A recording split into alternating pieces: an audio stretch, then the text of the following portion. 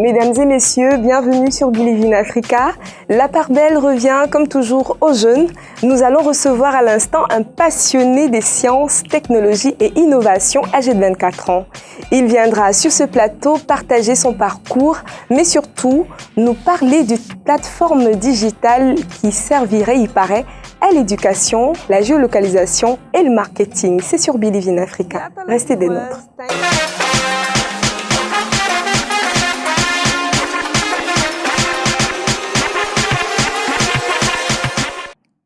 Monsieur Bell, Njok, Michel, Steve, bienvenue.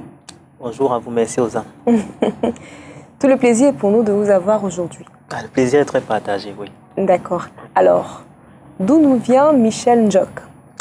Ok, donc Michel Njok est un Camerounais, né le 8 mars 1994 à Yokadouma. Il s'agit en fait d'une petite ville forestière de l'est du Cameroun. Oui. Oui, donc c'est là-bas que je suis né et j'ai grandi une partie de ma vie avec mes 6 frères et sœurs, oui. Wow. Et, ouais. Ensuite, j'ai vécu dans plusieurs autres villes, dont Bertois, Bamenda, Yaoundé et aujourd'hui je suis à Douala. Je fais mes études notamment. Wow. Vous avez 24 ans, vous êtes très jeune. Oui. Donnez-nous une idée quand même de votre parcours académique. Ok, donc, né à Yokadouma. Est-ce que vous êtes un produit made in Cameroun? Ouais, un produit 100% made in Cameroun, oui. Donc, j'ai commencé une partie de mes études, en fait, la maternelle à Bertois. Okay. J'ai fait une partie de mon primaire, mais la plus grande partie de mon primaire, je l'ai en fait faite à Bamenda. Bamenda. Oui, c'est là que j'ai grandi. Oui, au lycée bilingue de Downtown à Bamenda. Et c'est là que j'ai grandi et c'est là que j'ai eu mon bac aussi. Okay. Après mon bac, je suis allé une première année à l'université de Yaoundé 1, puis à la Cameroun Christian University à Bali. Okay. Et après cela, je me suis retrouvé à la faculté de génie industriel de l'université de Douala, où je suis actuellement. Oui. D'accord. Wow, c'est sûr que vous êtes bilingue. Bilingue, oui. J'ai, disons, grandi à Bamenda, à peu près 12 ans à Bamenda. D'accord. Quand on est étudiant dans une filière ou spécialité appelée mécatronique, vous savez, je ne m'y connais pas, c'est quoi concrètement? Ok, donc la mécatronique, c'est en fait un domaine qui est transverse entre la mécanique et l'électronique. Okay. Donc, très simplement, c'est cela. Donc, en gros, concevant un système mécanique, mais aussi la partie commande électrique ou électronique qui accompagne en fait le système mécanique. Simplement, c'est cela. C'est parfait. Ouais. Alors, on a envie quand même d'être éclairé sur quelles sont les opportunités professionnelles qui s'offriraient à une telle formation. En fait, la mécatronique a été beaucoup intégrée ces dernières années, en fait. Bon, dans les 20 dernières années surtout, dans l'industrie en général. Donc, toutes les industries, je dirais, aussi bien les industries brassicoles que les industries agricoles, en fait. C'est très vaste comme domaine, la mécatronique. Ça couvre vraiment tous les domaines. Ouais. Ouais, en tout cas, c'est bon à savoir. Vous êtes un ancien membre de l'association Infinity Space Cameroun. Oui, tout à fait. Vous avez été designer multimédia. Oui. Membre du département informatique, oui. Ok. Alors, quelle fut l'une de vos plus belles expériences en tant que membre? Je dirais l'une des plus belles expériences que j'ai eues à Infinity Space, c'était un événement annuel qu'on organise du nom de Infinity High Tech Days. Okay. Donc, c'est en fait un ensemble de jours ou une journée en fait à laquelle on consacre l'entrepreneuriat estudiantin, à laquelle on consacre l'innovation, à laquelle on parle de l'innovation, de ce que les jeunes Camerounais font pour aller de l'avant en matière d'innovation. Donc, j'avais eu le plaisir d'y participer à une édition, je crois l'édition 2016, si ma mémoire est bonne, d'y participer de très près et de vraiment voir l'intérêt que les jeunes ont pour l'innovation technologique et pour l'entrepreneuriat. Okay. Donc, ça a été un vrai plaisir pour moi. D'accord. Est-ce que vous pouvez quand même rapidement nous parler du concept Infinity Space? Alors, Infinity Space, c'est une association qui a été fondée par des étudiants de la faculté de génie industriel de l'université de Douala en 2011. Et comme fondée par les étudiants? Oui. Okay. Dont un en particulier, nom de Cédric Katangana. Vous le connaissez probablement, oui. Parfaitement. C'est étudiant de la faculté de génie industriel. Et en gros, le concept d'Infinity Space, c'est un concept intéressant parce qu'il s'agit en fait d'intégrer le côté technologique au côté entrepreneuriat. C'est le côté innovation au côté entrepreneuriat. C'est d'ailleurs ce qui m'a le plus séduit dans ce que cette association-là était, ce qui m'a poussé à l'intégrer en fait. D'accord. Ouais. Alors, vous êtes le fondateur et le CEO, je tiens à rappeler, d'une start-up appelée Nashma. Oui, tout à fait. Parlez-nous de Nashma. Qu'est-ce que Nashma propose aux consommateurs? En fait, le concept à la base de Nashma, c'est le concept d'une combinaison, en fait. Une combinaison entre informatique et art numérique. Ok, informatique et art numérique. Tout à fait, oui. Okay. Donc, l'idée, c'est d'amener en fait un nouveau genre de produits aux consommateurs. Ce qu'on appelle des solutions virtuelles innovantes, c'est-à-dire des solutions qui non seulement vont résoudre des problèmes concrets que les Camerounais ou encore les citoyens du monde entier d'ailleurs rencontrent tous les jours, mais qui en plus vont apporter un plus dans la qualité de ce que le client a, en fait, de l'expérience consommateur. C'est donc cela le concept de Nashma à la base. Donc, et aujourd'hui, Nashma a notre première création, en fait, notre vraie première création. C'était une application du nom de Nashtime. Nous l'avons conçue, nous l'avons publiée. En fait, une application qui vise à optimiser les performances académiques des étudiants, en fait. C'est comme de centrale pour tous les travaux académiques que les étudiants puissent avoir. C'est-à-dire les travaux académiques numériques, emploi du temps et d'organisation, en fait, centrée sur l'étudiant. Bon, le projet Nashtime, nous l'avons terminé, mais actuellement, celui sur lequel nous travaillons le plus, notre projet, je vais dire vraiment phare, s'appelle Safira. D'accord. Donc, Safira, si je dois en parler rapidement, là, peut-être on va encore en parler un peu plus. On va en parler. Ouais, en fait, si on pouvait revenir déjà sur une définition, l'art numérique, c'est quoi? Vous savez, c'est important de renseigner le téléspectateur. L'art numérique, pour faire simple, c'est tout ce qui est création artistique, mais assisté par le numérique. C'est un ordinateur ou une tablette tactile simplement, par exemple. Ça peut être un modèle 3D que vous concevez, un simple dessin, une infographie. Donc, c'est cela en fait. Et comme je disais, c'est juste 50% de ce que Nashma est dans le concept. Oui. D'accord. Alors, on va marquer une pause. On revient tout de suite pour parler de Safira. À tout de suite.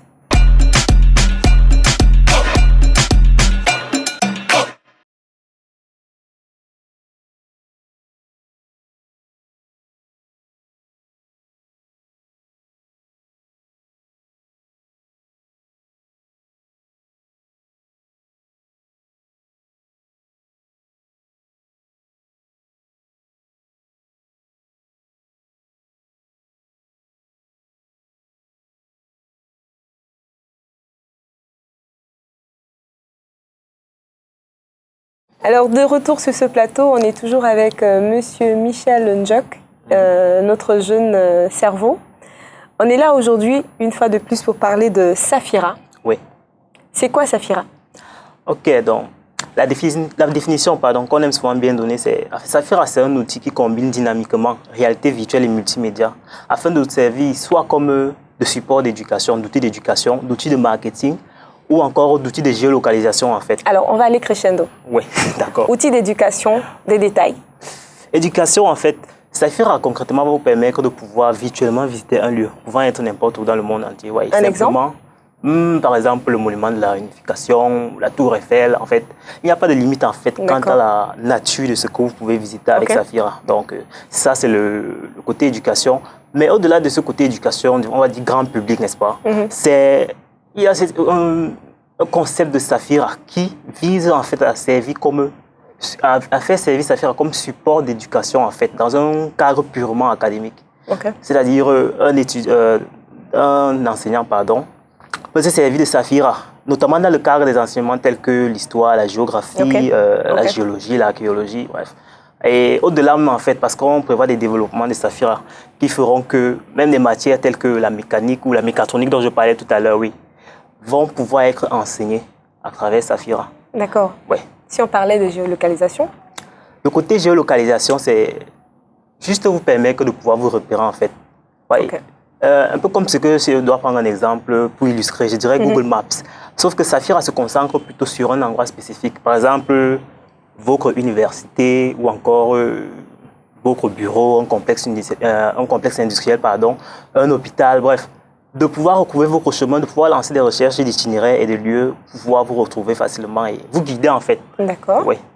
Donc c'est ça le côté géolocalisation. Et le troisième côté dont je parlais tout à l'heure, c'est le côté marketing.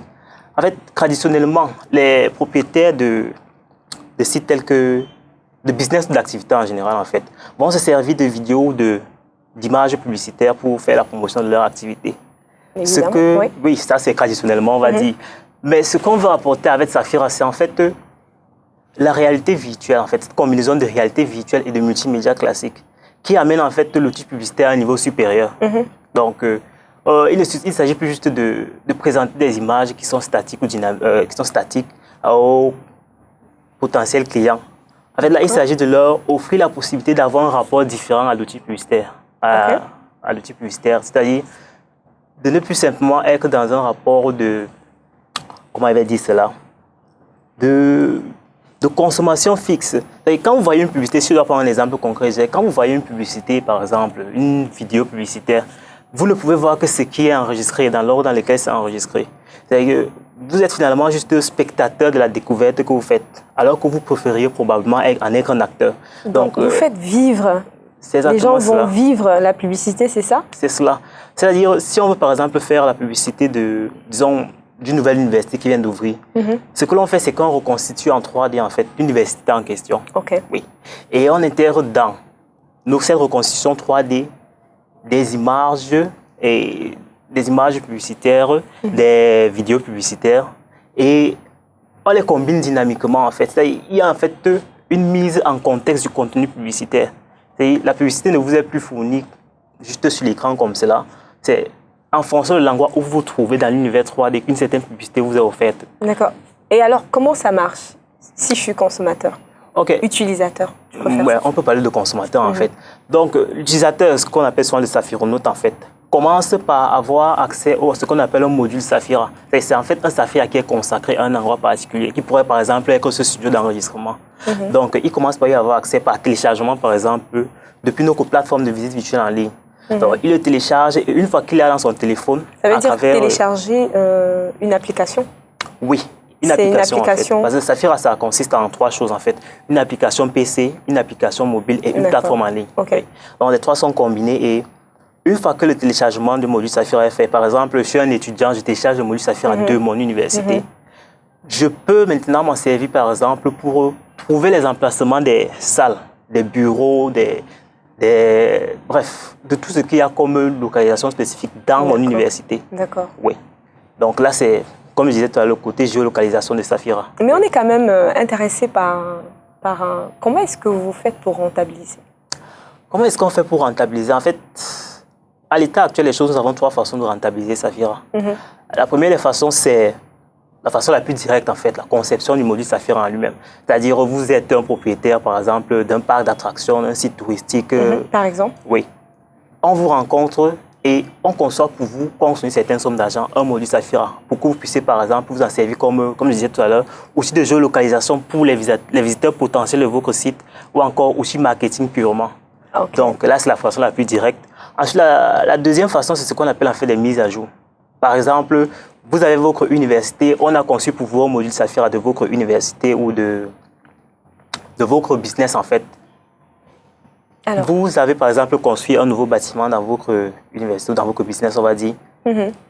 Vous voulez que ce nouveau bâtiment-là ou ces changements que vous avez faits soient intégrés au module Saphira. C'est ce qu'on appelle les mises à jour en fait. Et dans ce cas-là, vous rencontrez les gars de chez Nashma et ils font une mise à jour de vos modules Saphira par rapport à cela. Et c'est une autre façon pour nous de rentabiliser. La troisième et dernière façon, c'est directement à travers la plateforme de visite virtuelle en ligne. Là, on met en fait en avant la visibilité de votre site. Donc, vous nous payez pour qu'on mette en avant la visibilité de votre activité, par exemple. Donc, votre site apparaîtra au-dessus des autres dans la plateforme de visite virtuelle en ligne. En tout cas, ça nous a tout l'air très intéressant. Merci. C'est vraiment, je tiens à saluer l'innovation. Quels sont les autres membres derrière cette magnifique innovation? Alors, actuellement, nous sommes dans l'équipe, je dirais, 7, oui. Vous êtes 7? Oui, 7. Mais principalement, en fait, on s'est structuré en fait en 3 départements. Un département mobile, un département de réalité virtuelle et un département web. Donc, il y a... si je dois donner leur nom, ils vont se reconnaître. Et alors, j'aurai là-bas le chef du département de réalité virtuelle. Il est étudiant à la faculté d'ingénierie industrielle de l'université de Douala, a spécialisé en robotique. Il y a ensuite Skiak Twinkam, mon camarade. Lui, il est spécialisé dans le web, tout ce qui est développement web. Et enfin, il y a Brandon Kamga. Bon, je l'appelle souvent le brun pour le taquiner, mais parce qu'il est très brun. Donc, et lui, c'est le chef du département PC, en fait. Essentiellement jeune. Oui, essentiellement, je dirais que la moyenne d'âge de notre équipe se situe autour de 23 ans, oui. Wow, c'est magnifique. On a noté également que vous êtes très compétent en ce qui concerne la conception des jeux vidéo, la programmation des robots. Est-ce que vous avez pensé mettre sur pied un concept comme celui-là? En fait, on travaille justement sur un concept de ce genre-là, bon, sans vouloir donner trop de détails, mais en fait, intégrer la vision robotique dans la conception 3D, dans la conception de modèles 3D. Wow. Donc, c'est quelque chose sur lequel, c'est un projet sur lequel nous travaillons. C'est révolutionnaire, ça. Révolutionnaire, peut-être bien. Disons, on va un peu tropicaliser le concept. Et c'est sur ça qu'on travaille actuellement, entre autres. Mais surtout, ce que nous voulons actuellement, c'est vraiment donner Saphira au public. C'est terminer la conception de notre plateforme et vraiment donner accès à cela au public. Wow. C'est ce que nous voulons. En tout cas, c'est magnifique. Merci. On va passer à une autre étape, c'est le coaching.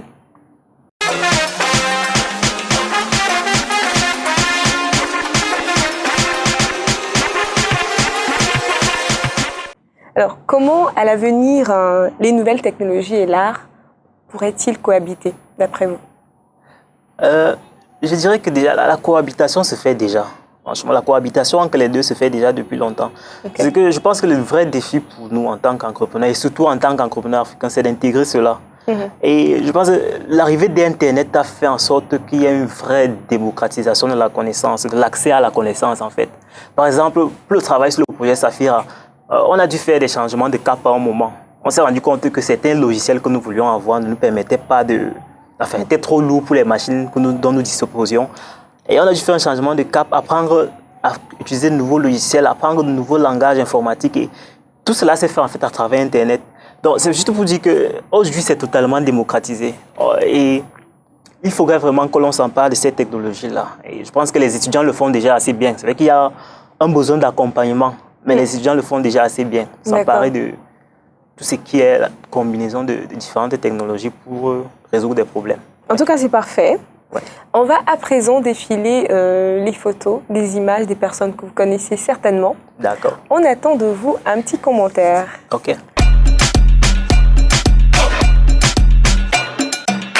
La première personne, Alida Mikale Ebo. D'accord. Alida Ebo, oui. C'est une amie.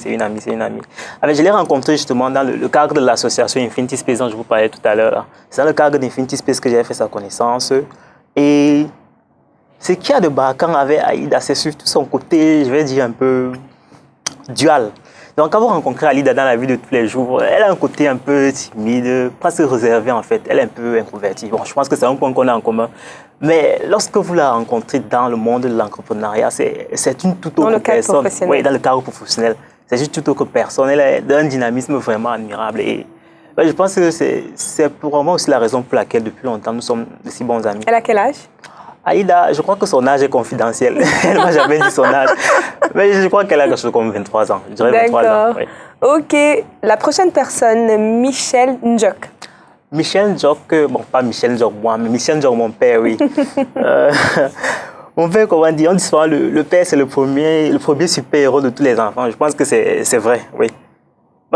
C'est en grandissant qu'on se rend vraiment compte à quel point nos parents ont de l'influence sur nous, à quel point on a copié nos parents. Et je pense que je suis heureux de pouvoir dire que si je suis l'homme que je suis aujourd'hui, c'est vraiment en grande partie grâce à mon père. Oh là là. Donc, oui. Donc, oui, comme je disais, un héros pour moi, en fait, simplement, oui. OK. On va parler d'un artiste, Mr. Léo. Mr. Léo, ouais. Mr. Léo a été, comment dire, un vrai phénomène, en fait, dans la musique camerounaise. Je ne sais pas comment expliquer ça. Quand on voit la façon de fonctionner de Mr. Léo, on se rend compte que c'est vraiment un gars qui a l'ambition d'aller loin.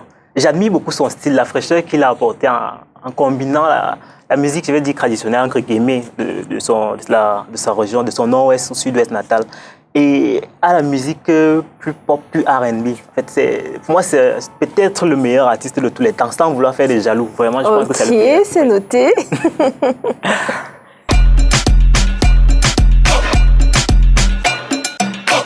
Un métier comme le vôtre. Oui. Est-ce que vous avez des difficultés que vous rencontrez? Est-ce que vous avez quelques challenges quand même? Dans un domaine comme le vôtre? Oui, il y a eu beaucoup de difficultés. Mais je dirais que, et très honnêtement, là je vais vraiment parler honnêtement, la principale difficulté que l'on a eue, bon, surtout que j'ai eue, c'était mon manque de connaissances réelles du monde de l'entrepreneuriat camerounais. Donc, en fait, ceux qui me connaissent, ça ne va pas les surprendre, mais je suis assez introverti comme gars, très casanier, je sors très peu de chez moi. Ce qui fait que, aussi bien pour aller à des fêtes avec des amis que pour me rendre à des séminaires sur l'entrepreneuriat, je ne le faisais presque pas. Et résultat, j'ai eu beaucoup de mal à appréhender les réalités de la chose. Mais bon, heureusement, je m'en suis rendu compte et je travaille là-dessus depuis un bon moment déjà. Ouais. Et... Allez-y, allez-y. Donc, ouais. Ça s'améliore, il y a du progrès. Et surtout qu'aujourd'hui, j'ai vraiment la chance, dans le cadre de Nashma, de travailler avec des coéquipiers qui me sont vraiment très complémentaires. Ils sont très complémentaires et vraiment, c'est une chance pour moi d'être avec eux, vraiment. C'est vrai que c'est un peu à l'inverse, mais qu'est-ce qui vous a concrètement motivé à rentrer dans l'entrepreneuriat? Ce qui m'a poussé à rentrer dans l'entrepreneuriat, je dirais que c'est en fait la découverte de ce monde-là, parce que c'est un monde que je ne connaissais vraiment pas. La curiosité, c'est ça? Curiosité, peut-être pas la curiosité. Parfois, j'aime souvent prendre une image pour illustrer. Bon, ceux qui suivent un peu les films Marvel vont peut-être comprendre l'image. J'ai atterri dans l'entrepreneuriat un peu comme Bruce Banner a atterri sur le Bifrost dans le dernier film Thor. C'était totalement imprévu. Ouais, c'était totalement imprévu. Mais je crois que j'ai réussi à m'adapter avec le temps. C'était vraiment le contact avec tout le monde là, à travers l'association Infinity Space. Ce contact-là qui m'a permis de vraiment me rendre compte que c'est un monde qui m'intéressait. Un monde qui offrait des défis qui pourraient m'intéresser. Après votre première expérience, s'il fallait faire un commentaire, est-ce que ça a été facile? Première expérience dans le monde de l'entrepreneuriat, vous voulez dire? Bien sûr, de l'entrepreneuriat. Oui. Je dirais que quand on démarre, on a toujours un genre d'enthousiasme très fort là, qui fait que finalement les difficultés n'existent presque pas. Je pense que c'est quand on prend vraiment connaissance de la chose que l'on se rend vraiment compte qu'il y a des difficultés. Mais oui, je dirais que la sortie de Nastam dont je vous parlais tout à l'heure a été pour moi vraiment un moment magnifique. Parce que c'était la consécration d'un travail qui avait été très long. Donc oui, un moment positif. Après, on a dû se heurter à la difficulté, ou aux difficultés en fait, de ce qui est de la publication d'une application, de la vulgarisation en fait, d'attraper l'intérêt du public pour la chose. Donc on a eu des difficultés par rapport à ça. Mais je crois qu'on a appris, et c'est, je dirais probablement grâce à toutes les erreurs commises à cette époque-là, qu'aujourd'hui on avance beaucoup mieux dans la création de notre deuxième projet Safira. Oui. Wow. En tout cas, c'est très intéressant, et votre expérience et tout ça. S'il fallait créer une start-up visant à promouvoir l'autonomisation des jeunes, qu'est-ce qui vous viendrait à l'esprit? Je pense au-delà d'une start-up même, c'est un concept dont je parlais encore avec des amis sur Internet il n'y a pas longtemps, c'est et si on intégrait directement l'entrepreneuriat dans les cursus académiques? C'est vrai qu'il y a des écoles qui le font déjà et c'est assez intéressant. Mais l'idée qu'on avait, c'était et si dès la première année, notamment dans les filières technologiques, on demandait à chaque étudiant d'avoir en fait un projet qu'il va mûrir tout le long de ses études, de ces 3 années ou de ces 5 années d'études. Et un projet qui pourrait aboutir sur une entreprise. Je pense que là, ce serait vraiment, non seulement donner un côté beaucoup plus pratique à ce que l'étudiant fait à l'école. Oui. Et finalement aussi aboutir sur la création d'une entreprise qui va aider beaucoup de personnes aussi par la suite. Donc, au-delà d'une start-up, je dirais que ce concept-là, s'il pouvait vraiment être mis en place et suivi, vraiment suivi. C'est pratique. Oui. Ce serait vraiment formidable, je pense, oui. Vous êtes actuellement à la finale d'une compétition. Oui. Pouvez-vous nous en parler? Ok, donc il s'agit du Digital Thursday. Alors, le Digital Thursday, c'est un concours. Bon, d'abord, je vais définir le Digital Thursday dans son concept actuel, en fait. Parce que le concept a un peu évolué au cours des années. C'est important de renseigner les autres. Donc, c'est un concours national de projets, de jeunes projets innovants dans le domaine du numérique. Initié par qui, s'il vous plaît? Initié par une entreprise du nom de Accencom. Sauf que cette année, c'est en fait en partenariat avec le ministère des Postes et Télécoms. Magnifique. Donc, il y avait plusieurs projets au départ. Il y a eu une phase de sélection, ensuite une demi-finale qui consistait en des votes en ligne. Et là, donc, nous sommes en route pour la finale en fait, de la compétition avec nos coprojets Safira. Wow. On aura affronté 5 autres jeunes Camerounais très, très innovants aussi dans le domaine du numérique. Et ça va être serré, je dirais. Ouais. En tout cas, vous êtes jeune, vous avez les atouts qu'il faut pour gagner, pour être le meilleur. On espère bien. On vous le souhaite vivement. Merci.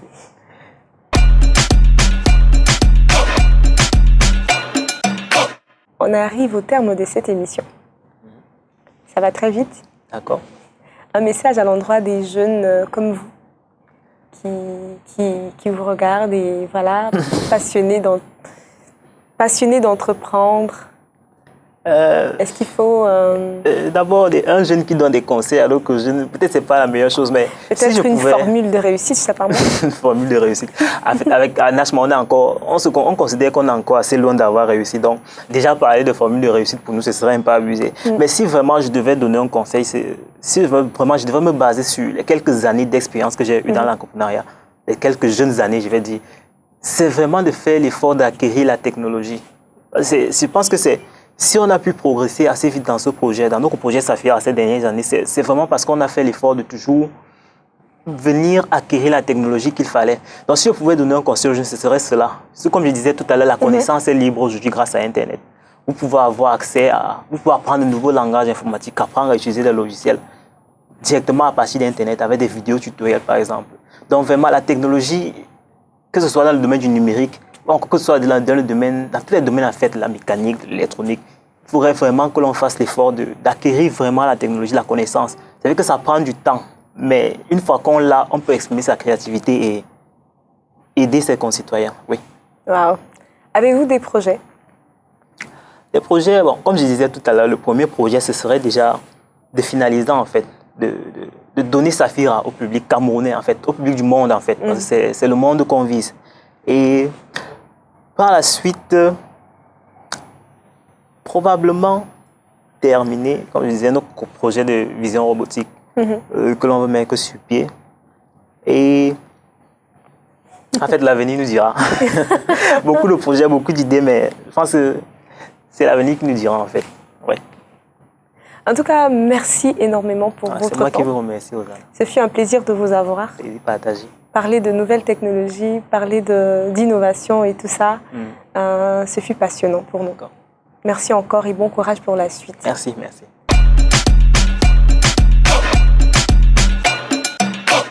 Mesdames et messieurs, nous arrivons au terme de cette émission. On se retrouve très prochainement pour une autre édition. Believe in Africa. Ciao, ciao.